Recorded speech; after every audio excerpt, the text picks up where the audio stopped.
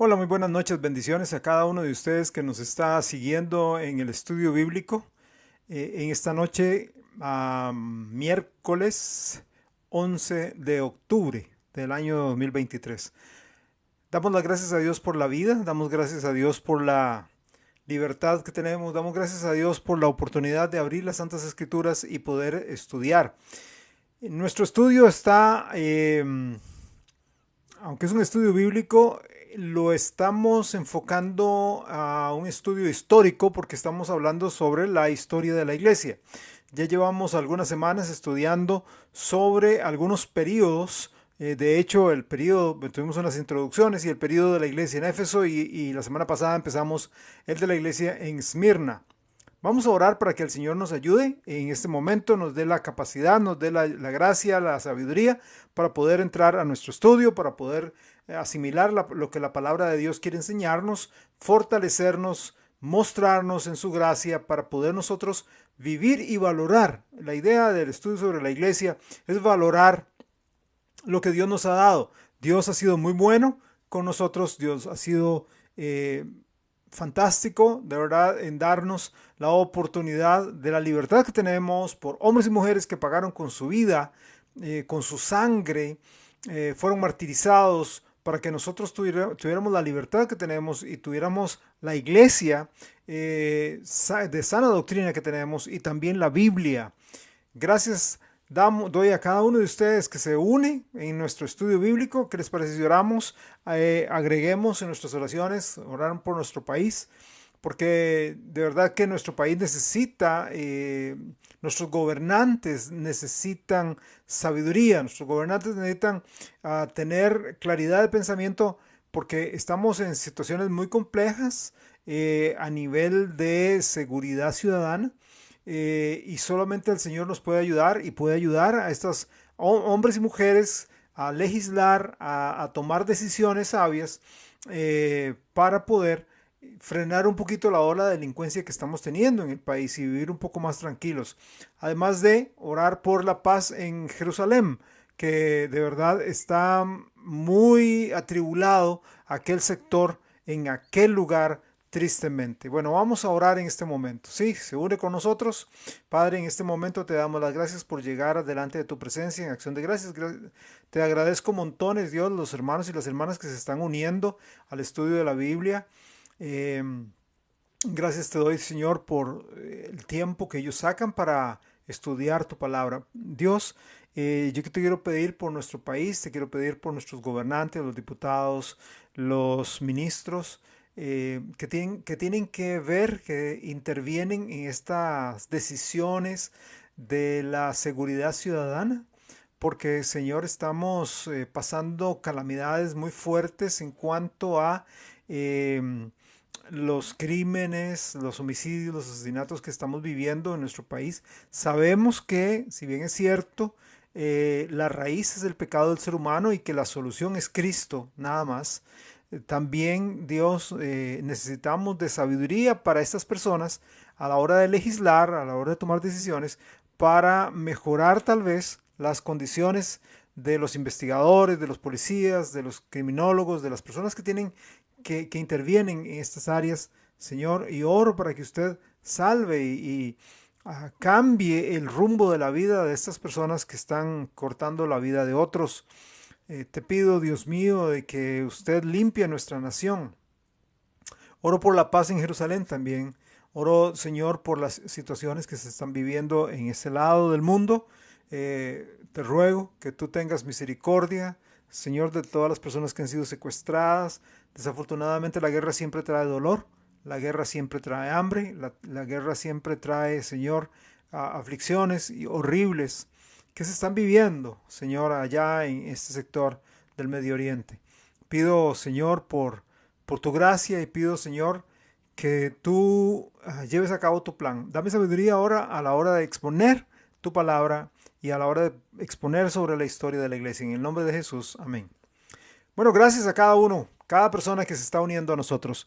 Ah, Estamos estudiando, como dije, aunque es un estudio bíblico, estamos estudiando básicamente o enfocados en la historia de la iglesia. ¿Okay? Entonces hay muchos datos históricos, de hecho más datos históricos que bíblicos. La semana pasada sí dimos algunos datos bíblicos, especialmente del periodo que nos compete.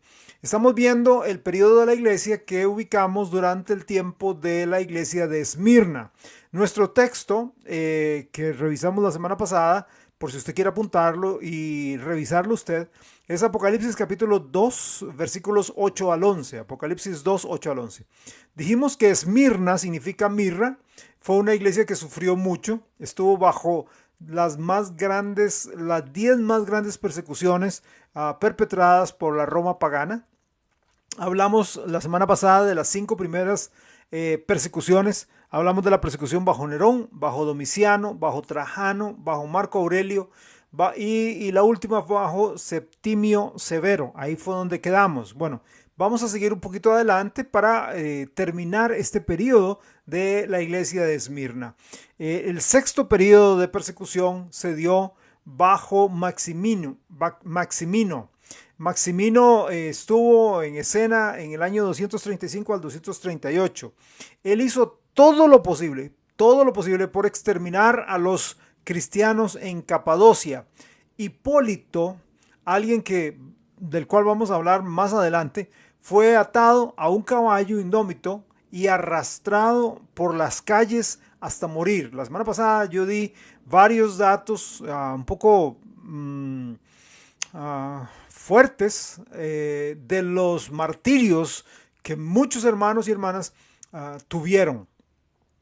Muchos fueron ejecutados en este tiempo sin juicio y enterrados indiscriminadamente a montones en fosas comunes. A veces 50 o 60 fueron echados juntos en una fosa común sin la más mínima decencia. Después de Maximino reinaron Gordiano y luego Felipe. Durante este periodo de Gordiano y Felipe, la iglesia tuvo un tiempo de paz. ¿Ok? Pasamos a la persecución bajo Decio. La séptima persecución, la persecución bajo Decio. Felipe, el predecesor de Decio, era considerado cristiano. Y esta séptima persecución estuvo ocasionada en parte por el aborrecimiento que tenía Decio contra Felipe. Los templos paganos habían quedado abandonados, las iglesias estaban llenas. Es que eso es lo que pasa cuando la iglesia de Cristo empieza a cumplir su misión, empieza a predicar. Poco a poco los paganos se convierten, poco a poco el paganismo se va quedando, todos sus lugares de reunión se van quedando desolados y la gente va cambiando. Entonces, esas razones de que la gente empieza a buscar al Señor y deja los lugares de reuniones paganos, lo que hacen entonces es que estimulan a Decio a intentar la exterminación total de los cristianos. Es como una rabia que les entraba a estos emperadores con el deseo de quitar de sobre la faz de la tierra todo lo que fuera llamado cristiano. Fox, en su libro Los Mártires de Fox, él relata esta historia de una joven cristiana que sufrió el martirio bajo Decio. Relata lo siguiente: Ágata, una dama siciliana, no era tan notable por sus dotes personales y adquiridas como por su piedad. Tal era su hermosura que Quintiano, gobernador de Sicilia, se enamoró de ella e hizo muchos intentos por vencer su castidad, pero sin éxito. Al confesar ella que era cristiana, decidió satisfacerse con la venganza, al no poderlo hacer con su pasión. Siguiendo órdenes suyas, fue flagelada, quemada con hierros candentes y desgarrada con aguzados garfios. Habiendo soportado estas torturas con una admirable fortaleza, fue luego puesta desnuda sobre ascuas mezcladas, ascuas de fuego, ¿verdad? Y luego devuelta a la cárcel, donde expiró el 5 de febrero del año 251 después de Cristo. Orígenes, el catequista de Alejandría y director de la Universidad de Alejandría, allá, también sufrió bajo esta persecución. Sin embargo, a pesar del martirio, no murió. Pasamos a otra persecución, la persecución bajo Valeriano. En el año 257 después de Cristo se prohibió la congregación de cristianos por cualquier razón. No podían congregarse debajo de un árbol, no podían congregarse en una casa, no podrían ver un grupo de 2 o 3 cristianos porque de repente eran apresados y llevados a las mazmorras, llevados a las celdas romanas. En el año 258 después de Cristo empezaron a matar a todos los pastores y diáconos de las iglesias cristianas conocidas. El gobierno confiscó toda la propiedad de los cristianos, todo lo que era la propiedad personal, las casas, los terrenos, sus pequeñas parcelas, los lugares donde ellos se reunían. Todo lo que fuera, si era de un cristiano, era confiscado por el gobierno romano. Cristianos fueron condenados a la esclavitud y a la muerte. Cipriano de Cartago fue decapitado durante esta persecución. La novena persecución está bajo Aureliano. Él inició la persecución de los cristianos en el año 274 después de Cristo, pero solo duró por un año. Y se terminó cuando alguien asesinó a Aureliano en el año 275. La última persecución es la persecución bajo Dioclesio. Dioclesio es llamado el último de los emperadores paganos de Roma. Esta persecución fue la más cruel de todas y la más extensa. Fox relata las siguientes historias de los fieles que fueron martirizados, que sufrieron durante este tiempo. Daciano, gobernador de Tarragona, en España, ordenó que Valerio, el obispo, y Vicente, el diácono, fueran apresados, cargados de cadenas y encarcelados. Al mantenerse firmes, los presos en su resolución de no negar a Cristo, de no claudicar en su fe, Valerio fue desterrado y Vicente fue puesto al potro, dislocándole sus miembros, desgarrándole la carne con garfios y siendo puesto sobre la parrilla, no solo poniendo un fuego debajo de él, sino pinchos encima que atravesaran su carne. Al no destruirle estos tormentos, ni hacerle cambiar de actitud, fue devuelto a la cárcel, confinado en una pequeña e inmunda mazmorra oscura, sembrada de piedras de sílex o de pedernal, de estas que son muy filosas, ¿verdad? De piedras aguzadas, donde murió el 22 de enero del año 304. Su cuerpo, una vez muerto, fue echado al río. Romano, otra historia, Romano, natural de Palestina, era diácono de la iglesia de Cesarea en la época del comienzo de la persecución de Diocleciano. Condenado por su fe en Antioquía, fue flagelado, puesto en el potro, su cuerpo fue desgarrado con garfios. Parece que esta era una como de sus gustos, ¿verdad? Usar los garfios para romper las partes del cuerpo de los hombres y mujeres que se mantenían fieles a Cristo. Su carne, la carne de este hombre llamado Romano, fue cortada con cuchillos, su rostro marcado, le hicieron saltar los dientes de los golpes que le dieron y le arrancaron el cabello desde las raíces. Poco después ordenaron que fuera estrangulado. Era el 17 de noviembre del año 303 después de Cristo. En el día señalado, otra historia, comenzó la persecución en Nicomedia, en la mañana del cual el prefecto de la ciudad acudió con un gran número de oficiales y alguaciles a la iglesia de los cristianos, donde forzando las puertas tomaron todos los libros sagrados y los lanzaron a las llamas. No satisfechos con quemar libros, hicieron destruir la iglesia sin dejar ni rastro. Esto fue seguido por un severo edicto ordenando la destrucción de todas las otras iglesias de los cristianos. Pronto siguió una orden para proscribir a los cristianos de todas las denominaciones. No se hacía distinción de edad ni de sexo.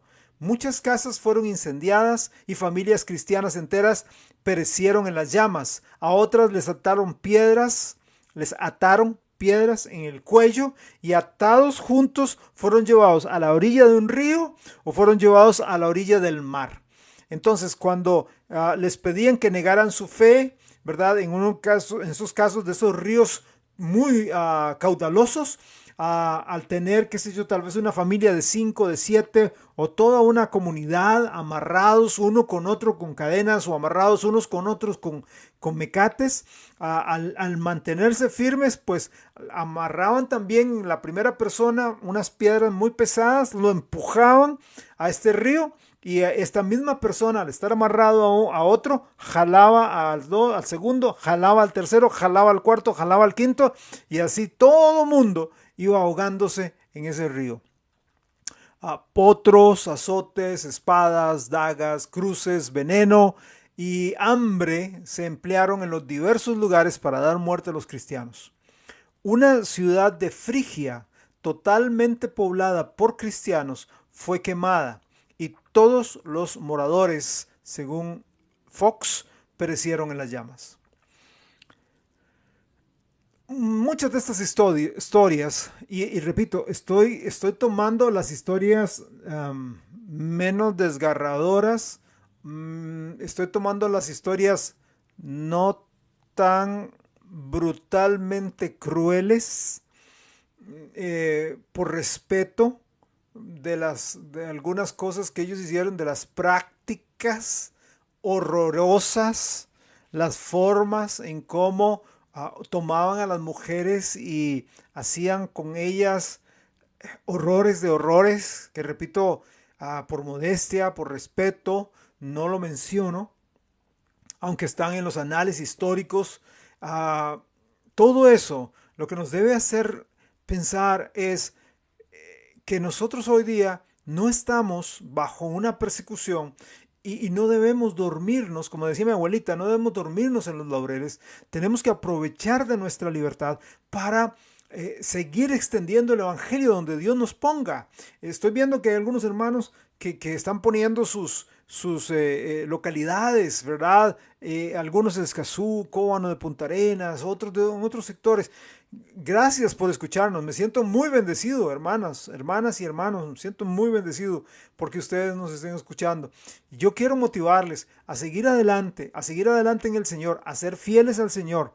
Estamos en los últimos días. Si nos echamos un vistazo allá al Medio Oriente, pues el reloj de Dios, que es Israel, está ahora como otra vez volviendo a activarse un poquito y nos está diciendo el fin está cerca, la venida de nuestro glorioso Señor Jesucristo está cerca.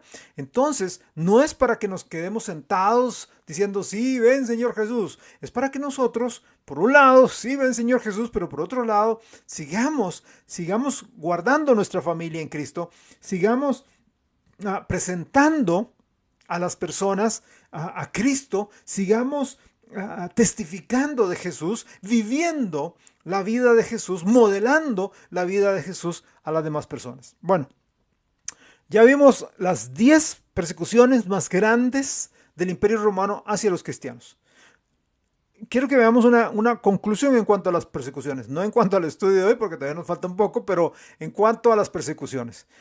Apocalipsis capítulo 2, versículo 10. Ahí el Señor Jesús, hablando a la iglesia en Esmirna, dijo que esa iglesia en Esmirna tendrían tribulación por 10 días. Recuerda, ahí en Apocalipsis 2.10. Iban a sufrir persecución por 10 días. Esas eran no 10 días literales, eran 10 persecuciones oficiales que la Roma pagana iba a entablar, iba a desarrollar y que iba a tratar de concluir enfocar hacia todos los cristianos, tratando de eliminarlos. Claro, ellos intentan, pero recordemos que el Señor Jesús había dado una promesa a la iglesia: ni las puertas del Hades ni las puertas del infierno podrán con la iglesia. La iglesia, aunque Satanás todos sus demonios, todos los emperadores, toda la gente que quiera erradicar la iglesia del Señor Jesucristo sobre la tierra se viniera en contra de la iglesia, no podrán, porque tiene promesa de permanencia. La iglesia del Señor Jesucristo tiene la promesa del Señor de que no prevalecerán las puertas del infierno contra ella. La iglesia, gloria a Dios, seguirá siempre adelante, firme y adelante, predicando el evangelio de Cristo. Probablemente sí se va a mermar, probablemente muchas personas abandonarían las congregaciones, ya no se congregarían, ya no se juntarían o reunirían, ¿verdad? Los domingos o los días de culto, porque obviamente tienen miedo de que los maten, pero siempre, siempre, siempre habrá un remanente. El Señor promete esto. Aunque las persecuciones comenzaron en el periodo de Éfeso, recuerda, se desencadenan acá en Esmirna. La persecución, por un lado, purifica a los verdaderos cristianos. Purifica, eso es lo que la persecución hace, purifica, porque un cristiano perseguido nunca es un cristiano tibio ni frío. Piensen eso, por favor. Un cristiano perseguido, una de dos, o llega y dice, no, yo claudico, yo no niego a Cristo, yo no abandono la fe, o se mantiene, así como que mantiene un pie en el mundo, un pie, no es ni tibio ni frío. Lo que hace la persecución entonces es afilar, ¿verdad? Afilar, sacar, pulir, sacarle brillo a nuestra cristiandad. Pero por otro lado, la persecución propicia, como vamos a ver un poco ahora, pero más cuando entremos al periodo de Pérgamo, lo que propicia es la infiltración de falsos maestros y falsas doctrinas. ¿Por qué? Porque recuerde que no solamente tomaban a los cristianos para matarlos, sino que tomaban todos los libros sagrados, todos los escritos, todos los rollos, las copias que ellos hacían de la Biblia, las destruían, y todas las cartas que los pastores escribían para motivar a su congregación, las destruían. Entonces, al no tener la pura verdad, entonces entran las Biblias falsas, entran las Biblias adulteradas. Por eso vemos desviaciones en la iglesia en este periodo de Esmirna con relación a la iglesia, y se va agrandando más hasta llegar al periodo de Pérgamo y de ahí en adelante. Ahora recuerde, se desviaron en Éfeso usando palabras y términos que no se hallaban en la Biblia. ¿Recuerda? Como el término católico, por ejemplo. El término católico, que nosotros pensamos de que es un término religioso, en aquel entonces era un término filosófico pagano, que los paganos, los filósofos paganos utilizaban, pues entonces lo adoptaron a la religión, lo adoptaron a la iglesia, ¿ok?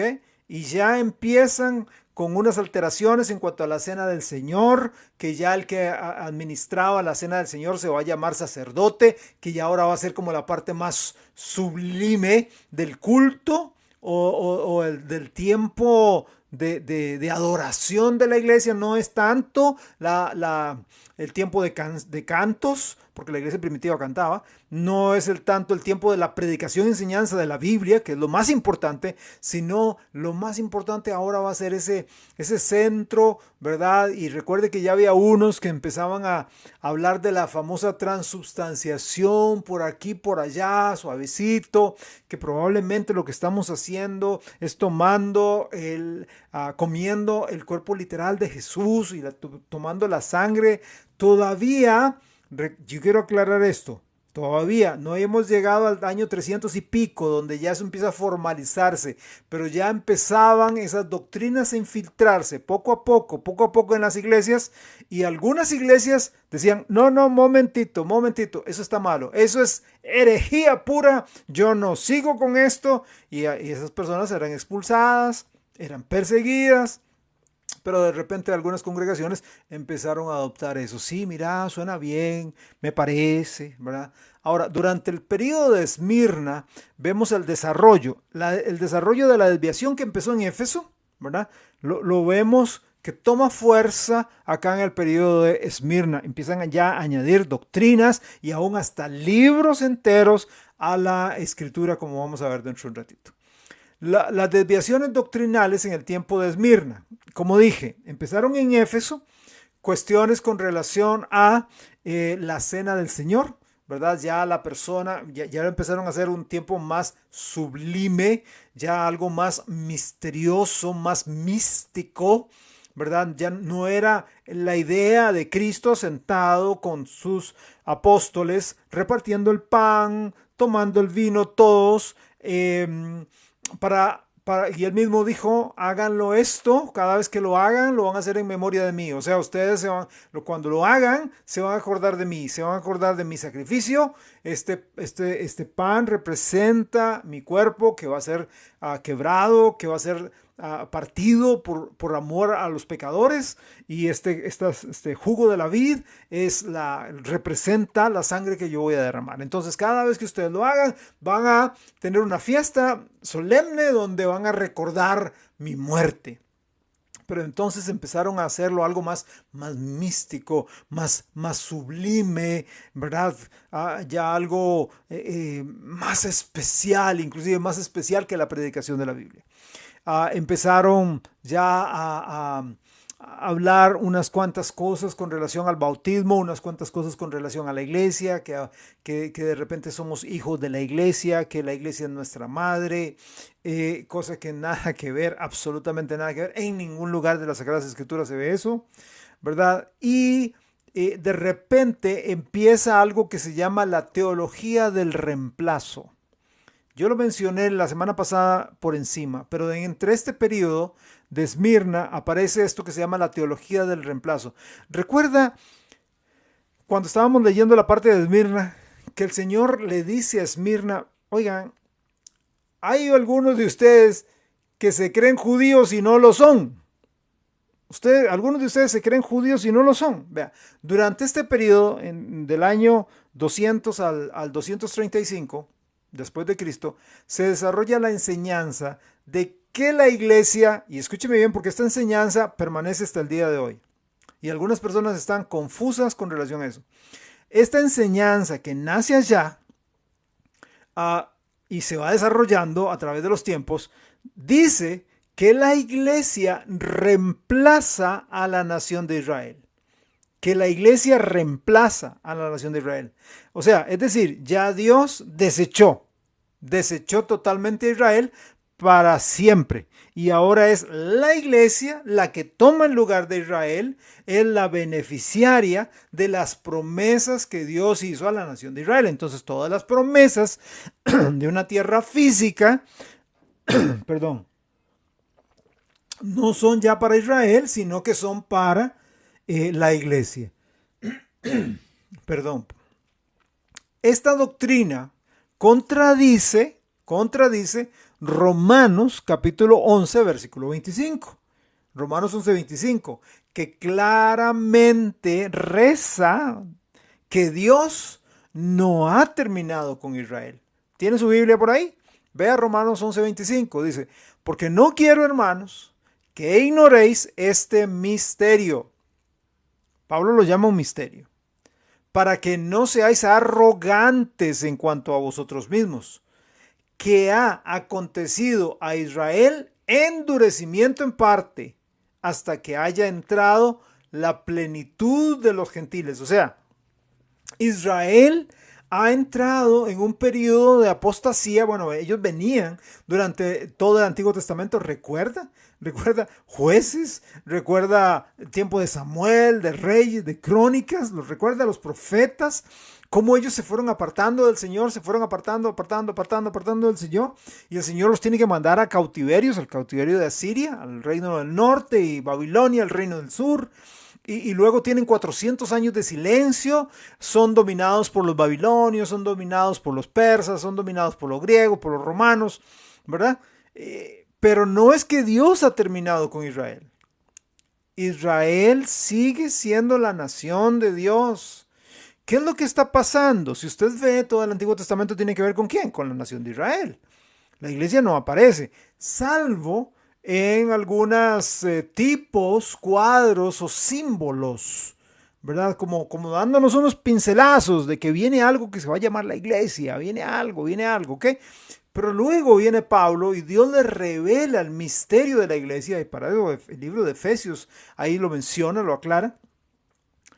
Pero Dios lo que hace es un alto, Dios lo que hace es un paréntesis, ¿verdad? Dios le hace un stand-by a Israel, ¿ok? Momentico Israel, paremos acá. Voy a trabajar en un periodo diferente. Recuerda Jesús en la última cena. Esto es el nuevo pacto. Este vino es la sangre del nuevo pacto que por vosotros es derramada. Entramos a un nuevo pacto, a un nuevo periodo, a un nuevo testamento. Viejo Testamento está para Israel, Nuevo Testamento está tratando para la iglesia. Hay un paréntesis, Dios trabaja con la iglesia.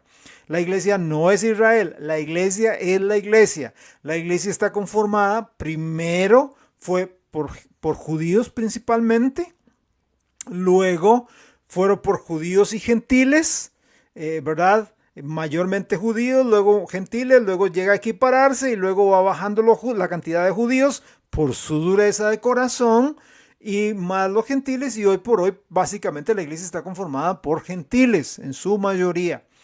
¿Ok? No es que Dios desechó para Israel, no es que Dios la quitó, no. De hecho, lo que estamos viendo hoy en el Medio Oriente es parte de una recuperación del terreno que tarde o temprano Israel le toca. Nos guste o no nos guste, les parezca a las personas, a los políticos, a los estudiantes de geopolítica, les parezca o no les parezca, todo ese territorio es de Israel según las promesas de la Biblia, según lo que la palabra de Dios dice, no lo que yo digo, y no lo que dice el primer ministro Netanyahu, ni lo que dice la palabra de Dios, ¿ok? Y la palabra de Dios dice, y ahí da los márgenes, da los límites de Israel. O sea, Dios va a volver a trabajar con Israel. ¿Cuándo? Durante la tribulación. Durante la tribulación Dios va a llamar a cuentas a Israel por el pecado de haber rechazado al Hijo de Dios. ¿Ok? Y por eso es que la iglesia no va a estar en la tribulación. La iglesia no va a estar. ¿Por qué? Porque es cuando Dios se tiene que ver con la nación de Israel. La iglesia, otra vez, viene el Antiguo Testamento, rechazan al Mesías, rechazan.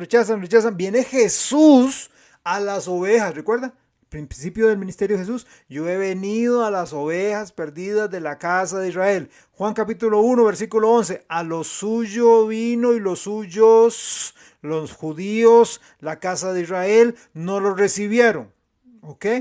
Entonces Jesús se vuelve hacia Decápolis, las 10 ciudades gentiles. Luego vemos a Pedro en Hechos 10 hablando al general gentil Cornelio. Luego vemos a Pablo yendo a la iglesia gentil en Antioquía, extendiendo el evangelio por todo lado a los gentiles. Se vuelve a los gentiles porque los judíos rechazaron a Cristo. Entonces Dios dice, momentico, aquí, pum, paréntesis.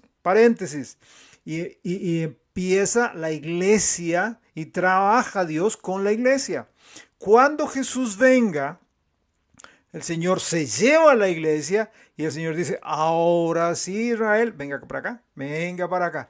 Ustedes me rechazaron en el Antiguo Testamento, yo les suplicaba, recuerda al profeta, aquel profeta que se casó con la mujer adúltera, que él le suplicaba, le rogaba, ok, ese profeta representa, tipifica a Jehová, imagínense, a Jehová volviéndose a su amada, la adúltera Israel, la que se echaba con todos los dioses paganos y se sigue echando, y Dios diciendo, vuelva, por favor, vuelva. Entonces el Señor, ahora sí, muy diferente, va a decir, vengan para acá. Vengan para acá, tengo unas plagas, tengo unas copas, tengo unas... siete plagas, 7 copas, 7 sellos y 7 trompetas con los cuales vamos a tratar, Israel. Ok, viene el castigo para ustedes, viene por la reprensión. Ok, todo eso, como dice la Biblia, para purificar a la nación de Israel y que quede un remanente para entrar a la al milenio. Ahora, esta teología del reemplazo, entonces, dice que la iglesia ocupa, reemplaza el lugar de los gentiles. Pero esto es blasfemia. De hecho, Dios lo menciona ahí. El Señor Jesús ahí en Apocalipsis lo menciona. Dice, esto es una blasfemia. Esto es una blasfemia. ¿Por qué es una blasfemia? En Génesis capítulo 12, versículos 1 al 3, Dios le dijo a Abraham que, mira Abraham, salí, ¿puedes ver las estrellas? Oye, ¿la puedes contar, Abraham? ¿Puedes contarlas? No, no puedo, Señor, son un montón, son un tanate. Bueno, así será tu descendencia. Vamos a la arena, ¿ok? Toma un puñado de arena. ¿Puedes contar los granitos de arena? No, hombre, Dios, no, ¿qué va a hacer? Es imposible. Bueno, así de grande, así de populosa va a ser tu pueblo, ¿ok? Va a ser una gran nación. Es una promesa que Dios hace a Abraham, el padre de la nación de Israel, sin condiciones. Se está cumpliendo a través de la historia. ¿Cuánto no han perseguido? ¿Cuánto no han matado a los judíos alrededor de la historia humana? Y aún siguen, siguen y siguen y siguen. En 2 de Samuel capítulo 7, 2 de Samuel 7, a versículos 13 y 16, Dios le hace una promesa incondicional al rey David. En Génesis se la había hecho a Abraham, en 2 de Samuel 7 se la hace a David. Una promesa con relación a su reinado, con relación a su trono. Y dice que su reinado, que su trono sería eterno. ¿Ok? Sería eterno. El reinado del rey David será eterno. ¿Por qué? Porque de David viene nuestro Señor Jesucristo, ¿verdad? Dios no ha desechado Israel, no lo ha desechado. ¿Ok? Romanos capítulo 2, versículos 26, 28 y 29 dice así. Romanos 2, 26 primero. Si pues el incircunciso guardare las ordenanzas de la ley, ¿no será tenida su incircuncisión como circuncisión? Pues no es judío el que lo es exteriormente, ni es circuncisión la que se hace exteriormente en la carne, sino que es judío el que lo es en lo interior, y la circuncisión en la del corazón, en espíritu, no en la letra, la alabanza del cual no viene de los hombres sino de Dios. Aunque somos judíos espirituales, injertados al tronco de Israel, porque estamos en Cristo, el Mesías judío, no somos judíos físicamente, hablando del linaje físico de Israel. Las promesas para Israel son para Israel. Nuestras promesas son diferentes a las promesas de Israel. Las promesas de la iglesia. Vea, cuando llegamos a Efesios capítulo 1, versículo 3, dice que Dios nos ha bendecido con toda bendición espiritual en los lugares celestes. La iglesia, la bendición de la iglesia es una bendición espiritual. Las promesas de la iglesia son promesas espirituales. ¿Qué dijo Jesús? Haceos tesoros en el cielo. En el cielo. En cambio, cuando usted ve con Israel es, te voy a prometer una tierra, te voy a prometer riquezas terrenales. Por eso es que cuando Job pierde todo el dinero, aunque Job todavía no era judío, pero ellos tenían todo ese concepto ¿verdad? Y el judío lo tiene, de que prosperidad de Dios, bendición de Dios era tener dinero. Cuando lo perdían es porque decían, Dios te pescó, Dios te castigó. Por eso es que vemos a los amigos de Job, cuando lo pierde todo, hasta pierde su salud, su familia, le dicen, algo estabas haciendo mal, Job, que Dios te castigó, ¿verdad? Porque para ellos significaba, o sea, Dios había prometido terreno, Dios había prometido dinero, Dios había prometido prosperidad, etc. A nosotros, la iglesia, Dios nos prometió bendiciones espirituales. Ahora, yo sé que algunos hermanos y hermanas dicen, ay, entonces que ya yo no voy a tener platilla. No, sí, claro, usted puede tener platilla, trabaje. Ore, póngalo en las manos de Dios, sea fiel a Dios, trabaje, planee, organícese, ahorre e invierta. Y va a tener platica. Sí, va a tener platica. Pero así como que yo voy a levantar mis manos y me va a caer billetes. No se engañe. Hay gente que anda engañando por ahí con eso, pero la Biblia no enseña eso para la iglesia de Cristo. Bueno, en este periodo no solamente tienen esta teología del reemplazo, No solamente hacen cada vez más marcados las cuestiones de la cena del Señor, sino que de repente empiezan a añadir libros enteros a las Sagradas Escrituras. Los libros apócrifos, lo que se llaman los libros apócrifos. Y hay libros apócrifos tanto del Antiguo Testamento como del Nuevo Testamento. Estos libros apócrifos fueron escritos, la mayoría, en los 400 años de silencio entre Malaquías y Mateo. ¿Por qué se llaman 400 años de silencio? Porque Dios no habló nada. Entre Malaquías y Mateo, Dios no habló nada. Por eso cuando aparece Juan el Bautista por allá diciendo arrepentidos porque el reino de los cielos se ha acercado, la gente dice, wow, ese es el Mesías. Dios no había hablado, no había profeta, no había predicador, no había nadie por 400 años, por el pecado, por la dureza, por la necedad de Israel. Dios dijo, oh, silencio, aquí no hablo. 400 años. Durante esos 400 años empiezan a salir mágicamente estos libros. Ahora, ¿por qué no se aceptan? Bueno, hay varias razones. En algunos casos, donde fueron escritos los materiales sobre los que lo escribieron no coincidía con los materiales originales del tiempo en que fueron escritos los verdaderos libros. Esa es una razón. Número dos, los rabinos judíos nunca, cuando los analizaron su escritura, analizaron todo, nunca los rabinos judíos, nunca los consideraron como inspirados. Aunque ellos lo que hicieron fue guardarlos junto con las escrituras, junto con los rollos, por razones de su valor histórico y literario, como por ejemplo los libros de Macabeos. Son riquísimos en historia judía, pero no son inspirados. Otra razón más, ¿por qué no están dentro del canon? ¿Ok? Vea, ni el Señor Jesucristo, ni ninguno de sus apóstoles citaron estos libros en ninguna de sus enseñanzas.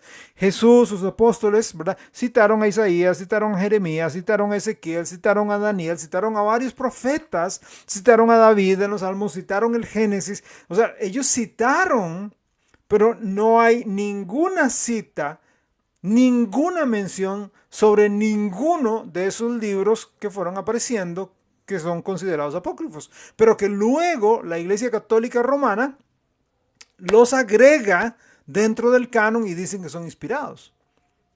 La Iglesia Católica Romana enseña que hay muchos, hay muchos, pero especialmente hay 15 libros apócrifos. Repito, hay más, pero que 15 son los que tienen la autoridad igual a al resto de la Biblia. De hecho, los llaman deuterocanónicos. De repente usted va a poder ver alguna Biblia, qué sé yo, que en su lomo dice los libros, las Sagradas Escrituras, con los libros deuterocanónicos, ¿verdad? Los libros deuterocanónicos significan los libros del segundo canon. Es importante entender esto. Deuterocanónico, segundo canon. ¿Y qué es canon?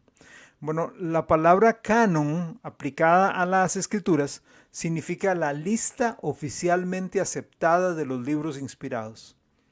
Entonces, tenemos el primer canon, donde está la lista de los 66 libros completa y enteramente inspirados. Bien, ahí están, 66 libros, el canon. Pero de repente aparecen otros y entonces vamos a decir que son deuterocanónicos. Aparecen en un segundo canon igual al primer canon. Esto está completamente equivocado, ya hay algunas razones, hay montones más. Varias más, no montones, pero hay varias más por las cuales no han sido aceptados dentro del canon inspirado de las Sagradas Escrituras. La lista de esos libros apócrifos del Antiguo Testamento son Primero de Esdras, Segundo de Esdras, Tobías, Judith, Reposo de Esther, Sabiduría de Salomón, Eclesiástico, ojo, Eclesiástico, no Eclesiastés, Eclesiastés es uno, pero Eclesiástico es otro. Luego sigue Baruch con la epístola de Jeremías. Otro se llama Cantar de los tres niños santos. Otro es la historia de Susana. Otro es Bel y el dragón. Otro es la oración de Manasés. Y finalmente tenemos primero de Macabeos, segundo libro de Macabeos y algunas adiciones al libro de Daniel. Repito, hay más, pero esos 15 son condensados como los deuterocanónicos y agregados durante ese tiempo ya a las Sagradas Escrituras. Y de ahí vienen hasta el día de hoy. Y todavía en el día de hoy usted compra Biblias o adquiere Biblias con los deuterocanónicos. Libros que no son inspirados. Ok. Por otro lado tenemos los libros apócrifos del Nuevo Testamento. Libros apócrifos del Nuevo Testamento. Son unos 40. Son unos 40. Cito algunos. Cito algunos. El Didaché, ese es uno de los más conocidos, el Didaché, o sea, la enseñanza de los 12. Luego está el Pastor de Hermas. Luego está la epístola del pseudo Bernabé. Luego está la epístola de los Corintios a Pablo. O sea, tenemos primera y segunda de Corintios, escrito de Pablo a los Corintios, pero aquí esta es la epístola de los Corintios a Pablo. Luego está la segunda epístola de Clemente, el Evangelio de la venganza del Salvador, los Hechos de Pablo y Tecla, a saber quién era Tecla, Hechos de Andrés, Hechos de Timoteo, Hechos de Tomás, la vida de Juan el Bautista, la epístola a los laodicenses, la epístola de Policarpo a los filipenses, las 7 epístolas de Ignacio, el Apocalipsis de Daniel, el Apocalipsis de la Virgen, el Apocalipsis de Pedro, el segundo Apocalipsis de Santiago, entre otros. Hablemos un poco, ya para ir poco a poco cerrando, acerca de algunos mártires y algunos padres de la iglesia de Esmirna. Hablemos de uno llamado Eusebio de Cesarea. Eusebio coleccionaba los escritos de Orígenes. También era un gran erudito y maestro de sus filosofías y enseñanzas. Fue un puente entre Alejandría y Roma. Constantino, después de su conversión, comillas, de su conversión, en el 312 después de Cristo, ordenó a Eusebio conseguir 50 copias de la Biblia. Las Biblias que Eusebio consiguió fueron copias de la Biblia, entre comillas, del libro que Orígenes había arreglado, la Biblia que Orígenes pervirtió en Alejandría. Una Biblia pervertida es entregada por parte de Eusebio a Constantino para ser repartida por el imperio. Muchas de las omisiones notables de las nuevas versiones se pueden trazar a esta Biblia, la Biblia de Orígenes que Eusebio consiguió ahí en Alejandría. Al menos 2 copias de este juego de Biblias aún existen. Son los Códices Vaticano y Códice Sinaítico. Cuando usted oiga que esta versión viene del Códice Vaticano o del Códice Sinaítico, vean, hermanos, estas son cosas que mucha gente ni sabe. Ah, yo tengo una Biblia aquí, yo ya la compré, claro que sí, qué linda la palabra de Dios. ¿De dónde viene? Recuerde, hay 2 lugares. Así como hay 2 lugares donde vienen las iglesias sanas, hay 2 lugares donde vienen las escrituras sanas. Antioquía y Alejandría. De Antioquía viene lo bueno, de Alejandría viene lo malo. Nunca nada bueno salió de Egipto. Recuérdelo, grábeselo y búsquelo si quiere. Nada bueno salió de Egipto. El Códice Vaticano y Códice Sinaítico son corruptos. De ahí vienen muchas traducciones de la Biblia. Imagínense entonces, si el material, la materia prima para sacar la traducción es corrupto, ¿cómo cree que van a ser las traducciones de esa Biblia? El escrito más importante de Eusebio es llamado la Historia Eclesiástica. Sin esta obra, buena parte de la historia de la iglesia hasta aquel entonces se habría perdido. En esta obra histórica, Eusebio compiló organizó y publicó casi todo lo que sabemos acerca de muchos de los cristianos que vivieron en los primeros siglos de la iglesia. También sabemos algo de los autores de aquellos días porque Eusebio cita sus escritos, los originales de los cuales se perdieron durante el tiempo. Ya no hay, no existen. Entonces, a pesar de sus desviaciones y fracasos, Eusebio contribuyó con algo muy importante a la iglesia de Dios, los escritos históricos. Pero Eusebio se equivocó transigiendo en cuanto a la palabra de Dios. ¿Cómo? En primer lugar, este hombre, Eusebio, adoraba a Constantino, al emperador Constantino, al emperador pagano Constantino, como si fuera un dios. Eusebio escribe de él lo siguiente: si miro hacia el oriente, si miro hacia el occidente, si miro por toda la tierra y hasta si miro al cielo, siempre y por doquier veo al bienaventurado Constantino dirigiendo el mismo imperio. En el concilio de Nicea, donde Constantino dirigió la reunión de pastores como el obispo de obispos, Eusebio transigió en cuanto a la palabra de Dios, tratando de alcanzar la paz entre iglesias a expensas de la sana doctrina de la palabra de Dios. Yo sé que mucha gente a veces quiere la paz, pero usted no puede pasar por encima de la doctrina. Y yo sé que muchas iglesias hoy dicen, ¿para qué la doctrina? Lo que cuenta es el amor. Hermanos, la doctrina es sumamente importante. Vea la cantidad de veces que la palabra doctrina se menciona en la Biblia. Pablo dice que tengan cuidado de la doctrina, ten cuidado de ti mismo y de la doctrina. La doctrina es importante, pero hoy las iglesias dicen, no, la doctrina divide. No, la doctrina une a las iglesias a las iglesias sanas. Divide, sí, como la luz de las tinieblas. Lo bueno de lo malo es que lo bueno no puede cohabitar con lo malo. La mala doctrina no puede cohabitar con la buena doctrina. La buena doctrina cohabita con la buena doctrina y la mala doctrina con la mala doctrina. Eusebio no creía en el advenimiento del reino, o sea, no creía en la segunda venida de Cristo literal y corporal a la tierra.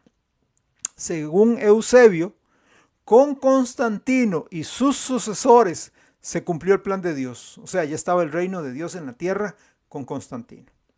Entonces, aunque podemos aprender de los hechos de la historia de la iglesia a través de los escritos de Eusebio, ¿verdad? No podemos confiar en sus conclusiones ni en sus interpretaciones basadas en esa información. Luego tenemos a un hombre llamado Hipólito. Fue pastor de la iglesia local cerca de Roma por alrededor de 20 años. Se dice de él que no hay evidencia de mala conducta ni de errores en su teología. Creía en el premileniarismo, o sea, que Cristo vendría antes del milenio para establecer su reino según lo que enseña la Biblia. Eso es lo que nosotros creemos. En Casa de Pan, eso es lo que nosotros creemos. Nosotros somos premileniaristas. O sea, nosotros creemos que Jesucristo viene antes del milenio, después de la tribulación, antes del milenio, para establecer su reino literal de 1000 años aquí en la tierra. Él resistía fuertemente la división entre el clero y el laico, que cada vez iba siendo más fuerte. El clero, nosotros somos los intelectuales, nosotros somos los estudiosos, nosotros sabemos. El pueblo, el laico, es un ignorante que no sabe nada y nosotros tenemos que explicarle y tenemos que decirle y tenemos que traducirle y tenemos que interpretarle la Biblia porque él es tan ignorante, ella es tan tonta que no puede saber nada de Dios, solo nosotros los expertos, los que estamos más cerca de Dios, los que Dios nos oye. Y decían, no, eso está malísimo. Bueno, podremos seguir hablando ahí sobre otras personas, pero para concluir, quiero que hablemos un momentito de los creyentes de Esmirna. ¿Cómo eran llamados los creyentes de Esmirna? Vean, la iglesia del Señor Jesucristo empieza a corromperse. Empieza a corromperse en el periodo de Éfeso, ¿verdad? Aquí viene la línea de la iglesia. Vamos a ver si aquí me la juego estos par de lapiceros. Viene la iglesia del Señor Jesucristo, ¿ok? Viene por acá, viene por acá. De repente en el tiempo de Éfeso empieza una leve, empiezan a perderse levemente, es un gradito nada más. Sin embargo, la iglesia, un remanente, sigue fiel. Durante Esmirna, la brecha es un poco mayor. Y en Pérgamo la brecha es mucho más grande, pero siempre ha habido un remanente de estos cristianos a través de la historia de la iglesia que el Señor Jesucristo estableció. Perdón. ¿Cómo se llamaban? ¿Quiénes eran? ¿Qué hacían? ¿Qué creían? El primer grupo lo mencioné la semana pasada, se llamaban los montanistas. ¿Recuerda? Los montanistas, los estudiamos durante el periodo de Éfeso. Puesto que todavía existían los montanistas durante el periodo de Esmirna, los vemos en esta lista, los montanistas. Vamos a recordar algunas cosas que hacían los montanistas, que creían. Su fundador fue Montano. Él nació en Frigia, fundó este grupo alrededor del año 160 después de Cristo. Creían en la salvación por fe, aparte de las obras, incluyendo el bautismo. No aceptaban el bautismo infantil, creían en la Biblia como la autoridad final suprema para asuntos de fe y práctica, hacían énfasis en la inminente venida de Cristo, que Jesús puede venir en cualquier momento, decían. Urgían a sus seguidores a gozarse en la persecución, que no se echaran atrás. Muchos de ellos murieron como mártires en África y en Galia. Fueron condenados a muerte por los primeros concilios católicos. Los montanistas influyeron sobre las iglesias en Asia Menor hasta el V siglo. Pero de repente aparece otro grupo por ahí que se llaman los novacianos. Los novacianos, su fundador fue Novaciano. Él fue derrotado siendo un obispo en Roma, o siendo un monje en Roma, fue derrotado en la elección del obispado en Roma en el año 251. El hombre quería ser obispo y ahí perdió, ¿verdad? Perdió. Entonces se separa de la iglesia de Roma para fundar una congregación rival a la iglesia en Roma. El punto principal de la separación fue que se negaba a aceptar que la iglesia tuviera la facultad de perdonar pecados, porque ya empezó a aparecer esta doctrina de que, la iglesia tiene facultad, hijo mío, la iglesia te perdona los pecados, ¿ok? ¿Quién es el único según la palabra de Dios para perdonar pecados? Dios, nada más. Ahora, también tuvo disputas en cuanto a cómo tratar a aquellos cristianos que habían cedido ante la persecución del Imperio Romano. Se cree que murió como mártir durante la persecución del emperador Valeriano alrededor del año 258 después de Cristo. Novaciano escribió un tratado titulado Sobre el bautismo, en el cual él defendió el rebautismo de adultos, rechazando el bautismo infantil que ya empezó a darse en estos tiempos, porque empezó a salir el concepto, bueno, y si se nos muere el chiquito, se nos muere la chiquita, ¿de a dónde va a ir a parar? Nosotros necesitamos mejor bautizarlo, asegurar de que si se bautiza, si se muere, se va al cielo. Pero sabemos muy bien, y ya lo he mencionado, que nada de eso es bíblico, es totalmente incorrecto, es una doctrina humana. Este movimiento de los donatistas era un movimiento muy similar al de los montanistas, pero la diferencia era que los montanistas eran más emocionales, ¿verdad? Mucho don espiritual, pero este otro grupo, los donatistas, no eran más tranquilos, eran más calmaditos, ¿ok? Creían, los dos tenían sana doctrina, solo que unos eran más emocionales que otros. Creían en las doctrinas bíblicas de la salvación por fe, la seguridad eterna del cristiano y el bautismo de adultos mayores creyentes. Tenían que tener uso de razón de lo que estaban haciendo después de una profesión pública de fe. Exigían la pureza de la iglesia y por eso fueron llamados puritanos. Ahí empieza a salir este famoso término que algunos acuñan y dicen que solamente por allá en el año 1500 y 1600 los puritanos, no, desde aquel tiempo empezaron a llamarse puritanos por la pureza de su estilo doctrinal y su estilo de vida moral. También fueron llamados anabaptistas porque rebautizaron a los adultos no aceptando el bautismo infantil de Roma. Recordemos que también a los montanistas se les llamó anabaptistas, o sea, rebautizadores.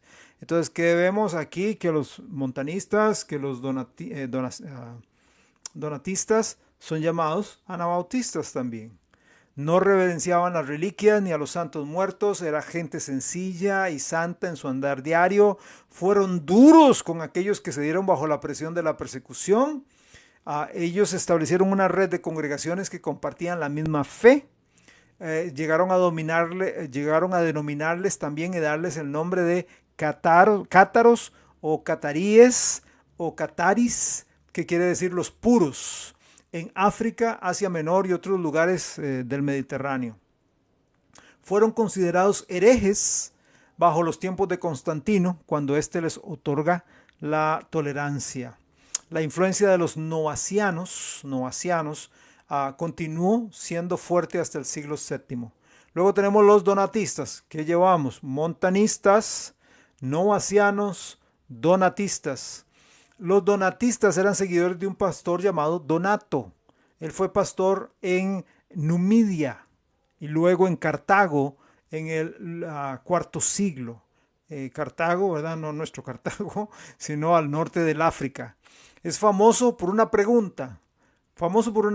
Él constantemente pasaba haciendo la pregunta: ¿y qué tiene que ver el emperador con la iglesia?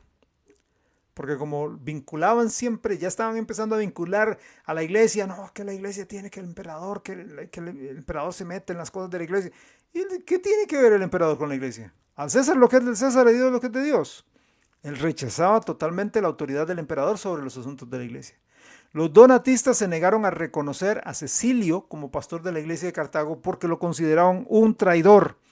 Había sido puesto por Roma y había transigido, había negado las escrituras y su fe. Los donatistas se separaron de la iglesia oficial, ya que se estaban apartando, ya que esta iglesia oficial, ya reconocida poco a poco por el gobierno, se estaba apartando a pasos agigantados y estaban apostatando de la fe, y se ubicaron en el norte de África. Se cuenta que más o menos había unas 400 iglesias en el norte de África puestas por ellos. Una de las razones de la separación de la iglesia oficial, que para ese entonces empezó a reconocerse cada vez con más fuerza con el nombre de Iglesia Católica Romana, fue que ellos decían que el bautismo hecho por hombres e iglesias que no estaban siguiendo la Biblia no era válida. Fueron duramente criticados por Agustín porque los donatistas rebautizaban a sus convertidos. Agustín quería que los donatistas se sometieran al sistema católico por su centralizado gobierno eclesiástico. Constantino persiguió a este movimiento, confiscó sus iglesias, confiscó sus casas y exilió a los pastores y a los diáconos. Los donatistas ofrecieron resistencia tenaz contra la persecución. El movimiento siguió y sobrevivió por los próximos 300 años, a pesar de los intentos de eliminarlos. Lo que Satanás no pudo lograr con este movimiento de los donatistas, lo que Satanás no pudo lograr a través de Constantino y a través de la Iglesia Católica, lo logró cuando los musulmanes conquistaron el norte de África y erradicaron de ese lugar, asesinando a los donatistas. Desaparecieron los donatistas porque los musulmanes los asesinaron. Hemos hablado sobre este segundo periodo. Esmirna significa mirra, es la iglesia que tuvo una gran amargura en la carne y hubo mucha muerte. 10 de las más grandes persecuciones cayeron sobre ellos, sin embargo se mantuvieron fieles, firmes adelante. Era una iglesia pobre en lo material, pero rica en lo espiritual. Fue una iglesia separada, una iglesia que quiso separarse del mundo, quiso separarse de la política para honrar y glorificar a su amado Salvador, por el cual estuvieron dispuestos a morir. Durante el periodo, y termino con esto, durante el periodo de Éfeso, se desarrolla el noviazgo entre la iglesia y el mundo, entre la iglesia y el Estado.